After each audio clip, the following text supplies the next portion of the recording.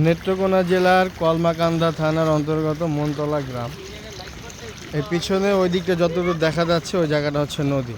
এখানে কিছুদিন আগে ধান চাষ করা হয়েছে। আর এটা হচ্ছে রাস্তা, এটা পাকা রাস্তা। আর এই যে পাশে এটা হাওর, এখানেও বছরে একটা সময় ধান চাষ করা হয়। এই মাসখানে আগের কথাই এখানে ধান চাষ করা হয়েছে।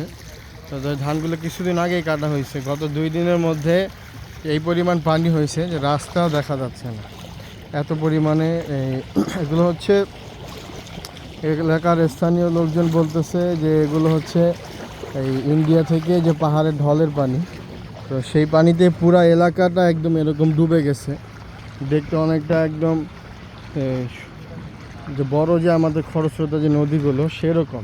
পিছনে নদী, মাছ, তারপরে কিছু বাড়িঘর, তারপরে রাস্তাটা, এটা হচ্ছে একটা রাস্তা এবং এর পাশে হচ্ছে হাওর। এখানে হাওর, নদী, ঘরবাড়ি সব একসাথে মিশে গেছে। দেখে মনে হচ্ছে পুরাটা একটা নদীর মধ্যে ভাসমান কিছু ঘরবাড়ি এরকম।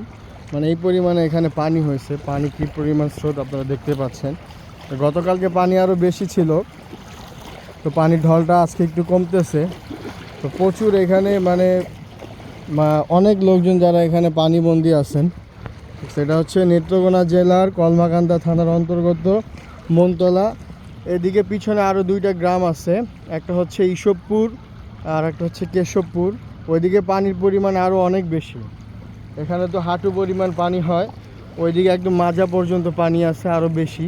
তো মানুষ আসলে যাতায়াতের এখন একমাত্র রাস্তা হচ্ছে এখানকার ছোট ছোট নৌকা এবং ট্রলার, এগুলো দিয়ে মানুষ এখন যাতায়াত করতেছে আর কি। কোনো প্রকার যানবাহন চলাচলের কোনো সুবিধা নাই।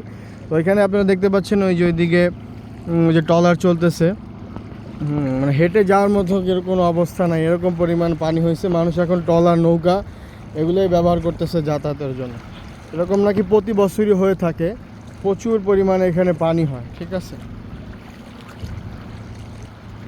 আর দেখতে মনে হচ্ছে যে এটা একটা আমরা নদীর পাশে আছি, আসলে এটা নদী না, এটা হচ্ছে একটা হাওর, যেখানে কিছুদিন আগেই ধান চাষ করা হয়েছে। আমি আবারও বলতেছি, এই কিছুদিন আগে এখান থেকে ধান কাটা হয়েছে। এখন এই পরিমাণে পানি এবং স্রোতও আছে পানিতে অনেক, ঠিক আছে। আর এই পাশে হচ্ছে পিছনে নদী, মাঝখানে কিছু ঘর বাড়ি। এখন এগুলো সব একদম পুরাটাই দেখে মনে হচ্ছে একটা নদী হয়ে গেছে, ঠিক আছে। আমাদের পদ্মা যেরকম কোনো কুল কিনারা নাই, এই জায়গাটা একদম এরকম মনে হচ্ছে, এত পরিমাণে পানি। তো পানিটা আসলে কিছু পরিমাণে আস্তে আস্তে কমতেছে, গতকালকে থেকে অনেকটা কমতেছে। আশা করি ইনশাল্লাহ আরও কিছুটা কমবে। তো সবাই এখানকার লোকদের জন্য দোয়া করবে।